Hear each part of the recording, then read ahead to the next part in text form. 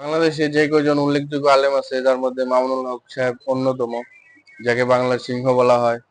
কারণ মামুনুল হক সাহেবের এক গর্জনেই লক্ষ কোটি শ্রোতা উদ্দীপনা ফিরে পায়, তারা যুদ্ধে জিহাদে নেমে যেতে পারে তার এক বয়ানে। মামুনুল হক দীর্ঘদিন কারাভোগ করেছেন। যারা বড় হয় দেখেছি আমরা অতীতেও ওনারা কারাভোগ করে। তো কারাভোগ থেকে ফিরে এসে তার জনপ্রিয়তা কিন্তু কমেনি, বরং আরো উল্টো বেড়েছে।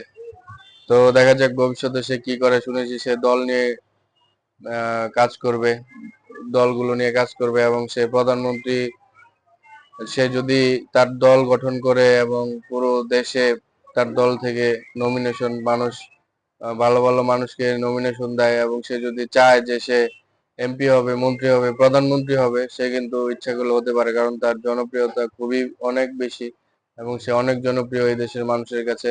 এদেশের ভালোবাসার আরেক নাম মামুনুল হক। তো দেখা যাক কি হয়।